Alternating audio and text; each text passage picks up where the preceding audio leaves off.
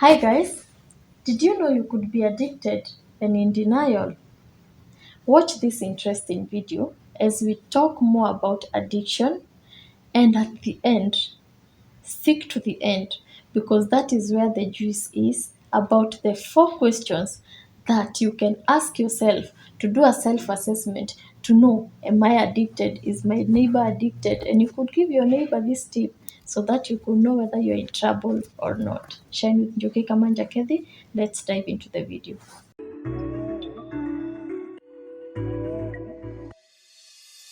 So today we have an addiction counselor. I would not like to say his titles. I want him to introduce himself so that we can dive into the question of the day. Yes, I'm Japheth Murimi, otherwise known as Jeff. I'm an addictions counselor. I'm a counseling psychologist. I'm currently an internationally certified addiction professional, level 1. Yeah, and I work in a rehabilitation center. Okay. And it's my passion working with people struggling with addiction, working with people struggling with mental health issues, psychological issues. Yeah. One thing that our viewer may not know is that you have a journey that we recorded here, and I'm going to put a link. And congratulations, Thank you. This is your 4th year to the journey of sobriety. Yeah, I'm also a recovering addict. Note, I said recovering. I turned 4 years on April 24th Okay. this year. Congratulations. I'm grateful to God. And yeah. Wow. So, as I introduced, sobriety is a journey, and it is a journey that many addicts struggle with. Yes. So, just tell us in layman's language, what is addiction? Addiction basically is when you involve yourself in an activity that is rewarding. Yes, that has short-term benefits. Okay. But the same activity has some long-term consequences. And even when you experience those long-term consequences, you are unable to stop doing. So, what are like the causes of addiction? Well, when you ask me this question, first of all, I like to answer with the most common answer that people are shouting, even someone who's watching has already answered: peer pressure. Walitembea na watu wabaya. Yes. But as much as I'm mentioning peer pressure, yeah, I wouldn't say it causes addiction. What peer pressure does, it exposes you to addiction. Because, for example, if you give me a cup of coffee here, and I've never taken coffee, and what will make me go to look for that coffee again? It is the fact that you were introduced and you felt it is.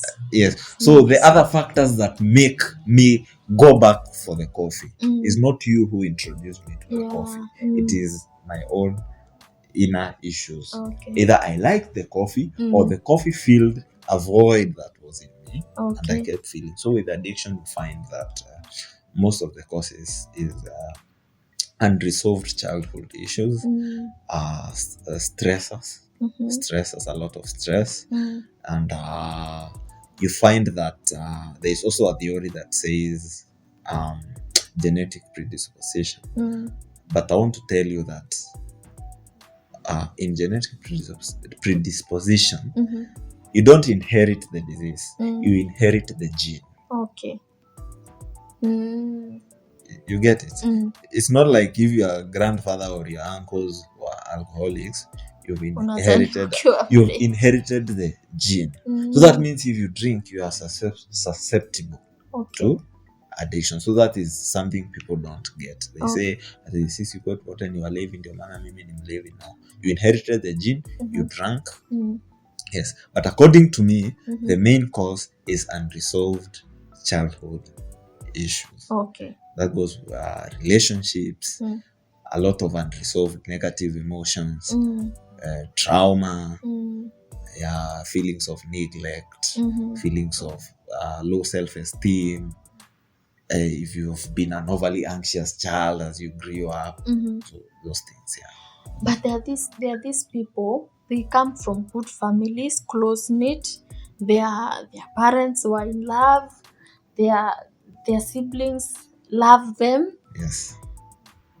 Are these people really experiencing traumas or those past things? First of all, trauma.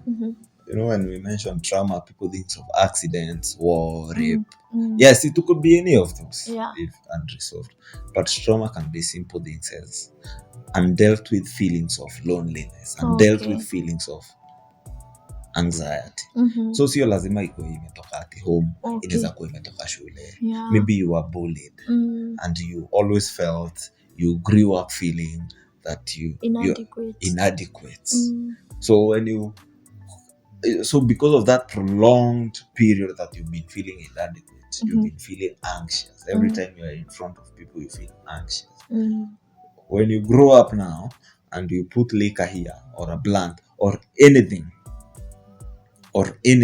that causes the brain to feel a feeling of excitement or reward, it's easier for you to get hooked. Okay, so I want us to talk about the signs and symptoms, and as we talk about this, I want you to connect it with the questions that you could use to assess if you are an addict. Because some people, they say, but mi nakunywanga tu teipo, anaenda kwangu fiti, mi sioni ikini affect. But maybe the wife feels, if my husband was not taking this thing, he would be a better man. And maybe children feel, if daddy was not doing this or mommy was not taking it, because women also get addicted, maybe they would be better moms or better spouses or a better sibling or a better child. I want you to tell us, what are the signs and symptoms, and connect it with assessment. How do you assess yourself? For the signs, number one, I would say tolerance. Tolerance is a technical term, but it's basically whereby you need more of the substance to achieve the same effect, the initial effect. The way you felt last time, you want to try so that you can feel again. Ulikuwa unakunywa chupa 3 unasikia uko fiti, unaenda home. Sasa unataka 5, zinaenda zinakuwa 6. Inafika pahali unaona sasa ni create. Sometimes inafika pahali unaona you need a stronger drink to achieve the same effect. The same with all the other drugs. Like marijuana. Maybe ulikuwa unachoma puff 2, unasikia uko fiti. Sasa umegraduate unachoma blunt peke yako. Unatoka hapo sasa unachoma blunt 2. But ile initial feeling ndio unatafuta, lakini hauipati, unaongeza dosage ndio unatafuta. Sometimes inaendanga even once. Kuna hii concept ya gateway drugs. This is what happens. Ulikuwa unatumia drug kama tuseme marijuana. Ulikuwa unachoma blunt 1 unasikia fit. Unachoma ya 2, ukaenda hivyo ka graduate ukaona azikushiki. So unatafuta a different drug. Unaona? So tolerance. Like I see people doing, they do alcohol and then all of a sudden unaona every time anakunywa pombe they smoke. Juu anataka kuzindikiza ile feeling. Juu hajaipata the initial feeling. So hiyo ni kuzindikiza, una top up to achieve the same effect. That is tolerance. The second is dependence. Such that in later stages now, I believe at some point we'll talk about the stages of addiction. Unapata to have fun, to deal with emotions, to do anything, you have to be under the influence. Ya 3 yenye naweza sema ni withdrawal symptoms. Inakuwa ile time hauko matings. Kuna kitetemeshi. Just because nasikia kuna shembete. Karibu niseme timbiting. Tunasema tuna apply hata mahali yaziko. Acha niende tu pole pole. Stick to your age. So tulikuwa withdrawals. So when you are not under the influence or when the drug has been withdrawn, you experience some discomfort. Unajua watu wanafikiria nini? Unajua hiyo ya kutetemeka. Hiyo ndio the most common. But it could be simple as anxiety, fevers, sweating, lack of concentration, uneasiness, yani discomfort because you are not using the drug. The other signs that you can tell as you go, there are these. When I was in high school, there were these teachers we would see. Mostly they were chemistry teachers, yani hawa watu wa hizi masomo ngumu hizi hadi za hesabu. They would either smoke before coming to class and after coming to class, because most people used to say that they were shy. So once they take once they smoke the cigar, when they come back, they are able to articulate themselves better. That could be psychological dependence. Okay. That you are not able to perform tasks without this particular. And the part of withdrawal is physical dependence. Yes. There's also that other part of achieving euphoria. Or the chemicals in your head are not balanced unless you smoke. That is chemical dependence. So when I talked about dependence could be either physical, because of physical discomfort, psychological, or chemical dependence. Okay. So we are still on the science, right? So I'll talk about tolerance, talk about dependence, withdrawal. Another sign is when activities that were important to you stop being important. You start replacing them. Ulikuwa unapenda tizi, ulikuwa unapenda exercise, una replace na hiyo. Ulikuwa unapenda spend time na family, unaanza ku replace na hiyo activity. So you can also say another sign is relationships zikianza ku deteriorate. Okay. Yes. Is denial one of them? Yes. In fact, I was going to get there. I was keeping that for last. The best is the last. Yeah. Because a person who's struggling with addiction, if you go to point out that they have a problem, mainly what they'll do is deny. So in fact, we in this sector, we look at denial as one of the major symptoms. Yes, or signs. Now let's go to how do you assess yourself, because I'm asking myself, there are people who say, hey, nilijiita kamkutano nikaona siendi poa. Ama somebody else says, hey, niliangalia 1 2 nikaona hapa ni kama hii kitu imeanza kuniingia. What are the questions that somebody, before you go to even an addiction counselor or somebody else tells you that you can ask yourself? There are 4 questions I can tell you right now. Simple questions. There are very many tests you can undertake. But there are 4 questions you can ask yourself. Number 1, have you tried to control your use? Or have you tried to cut down and failed? Question number 1. Cut down or control. Do you lack control? Number 2, do you feel agitated or do you get angry when people point out your problematic behavior? I think it happens to everyone, not even the ones who are taking drugs. Even now in marriage, somebody tells you, na siku hizi haufanyi kitu poa, wewe unapenda maswali sana. Nilikwambia swali ni ngapi? Ni 4. Hizo ni 2. Ya 3, do you feel guilty every time after that activity? Does it make you feel guilty? Na ya 4 ni eye opener. Do you feel the need to, maybe if ni kukunywa pombe, like the first thing in the morning, or do you feel the need to partake before you perform an activity? So if kwa hizo swali 2 ni positive, look for me. See Mr. Japheth. He's here to help you. Now gonga 10, because you see, actually it's not only to addicts of drugs. You see, when these things of getting agitated and feeling guilty, it happens to people who are sex addicts. Oh yes. People who are masturbating. Actually, even for masturbation, immediately after the act, they feel guilty. So if you're there and those questions feel like these ones, 2 of them, this is me. We are going to give the number you call. Yes, in fact, at some point you're going to addiction is not only for drugs. Yeah. Where you can be this chemical addiction and non-chemical addiction. chemical Let's dive addiction. into that. Chemical addiction is addiction to drugs. Basically, we call them psychoactive drugs. A psychoactive drug is any substance that, if ingested, will change your mood, your behavior, or your thinking.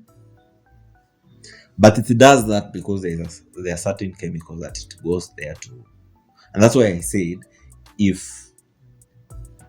when you grew up, if there were long periods of undealt with negative emotions, they affect these chemicals.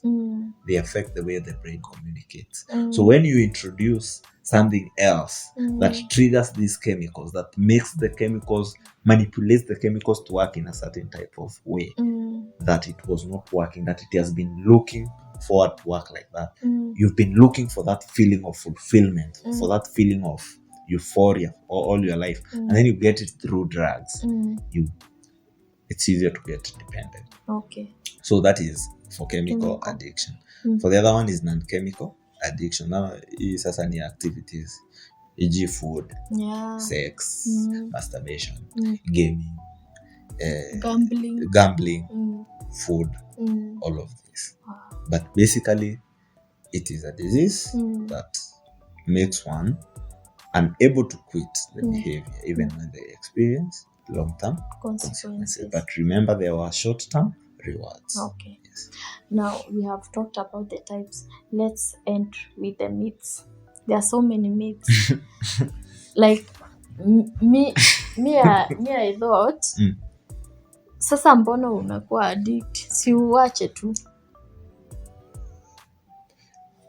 I'll answer you very correctly, since we are still talking about what is addiction. Maybe I missed this when I was defining addiction. Addiction is also a chronic, progressive, compulsive, relapsing brain disease. So huyo addict ni mgonjwa chronic, ili progress, ilikuja kidogo. When you talk about the stages,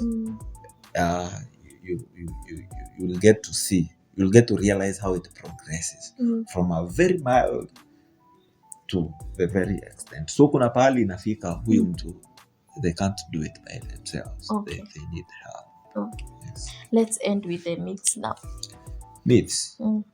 Mimi ile myth najua moja sana. Nimefanya kazi Africa. I've worked in 2 countries in Africa. Wow, Kenya and Uganda. You're doing good. Uganda. Anyways, in East Africa. I worked in Uganda. I've been working in Kenya. And I've worked with people from all over Kenya. I've been able to work from across all tribes. So this one I'm not attacking. When you say that, I think Nigeria, it's very spiritual. I'm not attacking a particular set of people. It's very spiritual. It's here. Watu wanasema ni kurogwa. Ati huyu alirogwa na babu yake. Sio urogi. Sio. Ni mtu anaingia. Lakini kuna yenye ni kurogwa. That one I'll say without fear of contradiction. Nasi wanasemanga huyu alimaliza form 4 na juu alipita akapata marks ya university wakamuroga. You know sometimes when we human beings experience a phenomenon that we cannot understand, we cannot configure, we look for meaning. And sometimes the meaning we get is irrational. We look for meaning that is close to us. And if witchcraft is close to you, that is what you take. But maybe this person has been predisposed. Maybe this person has had that prolonged period of undealt with negative emotions. Maybe this person has his own stress. They don't know. Watu hawajuangi. Hakuna mtu huenda kwa duka unaambia mtu wa duka niuzie addiction mbili ama niuzie alcoholism mbili. Kila mtu huwa akitafuta starehe, a way out, a form of relief. But unfortunately for some of us, including myself, but we are very few. Hatukwagi wengi sana. Kikauntu wale watu wanakunywa pombe na those people get alcoholics. Ningeingia hiyo site. Ungekuwa tuko addiction cancer. So unapata brain yake ilikuwa tofauti, ilikuwa na deficit ya chemicals or something like that. And through that indulgence, the brain changed. Okay. The way his brain works changed. Gradually, progressive. It's a progressive, and they found themselves in that So situation. number 1, tuache kuwekelea kurogo. Number 2. The other myth. Uniambie myth moja ni debunk. I don't know whether it's a myth. Most people think because the family has they are not staunch in church. Walikataa Bwana Yesu. Ni mapepo. Sasa ni mapepo inawashughulikia. Yes. The other myth is that you are not religious enough. Umekataa Mungu. Huyu amekataa Mungu. Sasa shetani amekaa kwao. Ni watu wengi sana hawaendangi kanisa ama wamekataa Mungu and they don't become addicted. It's true. There are very many people who drink. There are very many people who smoke. There are very many people who use drugs, but they don't get addicted. And I believe today we are talking about it. Those who get hooked, they don't get hooked because they didn't go to church. Yeah. They got hooked because they used drugs and their brains were different.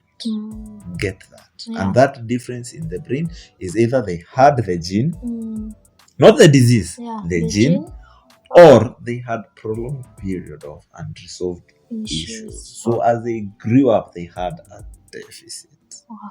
So any stressors that they get, unajua watu wanasema huyu alianza pombe vile alifutwa kazi, huyu ni vile aliachwa na bibi. Coping, how we cope as adults, we learn our coping skills and mechanism tulisomea in childhood. Huko ndio foundation. So if the foundation was shaky, so even when you get up there, it will also be shaky. So ukipata hapa juu ni shaky, pia pale chini kulikuwa na shaky, but people don't remember. That's why counseling is important, because it's through counseling that you can really get to discover. As we finish, kindly talk to people the importance of therapy and counseling, because I have had so many stories of people that every time they go to therapy, even if they didn't have an issue, they connect to childhood. And I didn't know that your childhood can come to affect you in adulthood. Because even in another place you are learning about parenting, you are being told that the behavior that your kid has adopted right now affects them in their workplace, in their future when they get their spouses. Exactly. And I was like, how is it even connected? Because let me ask, if when we brought up, basically the life we live is full of stressors and the triggers, and because we are interacting with different people. So if you never knew how to deal with negative emotions, if you never knew how to deal with setbacks when you were young, so when the setbacks happen when you are old, they get to knock you harder. This is where counseling comes in. Counseling will help, will come in as a form of in between, as a reparenting type of issue. You see?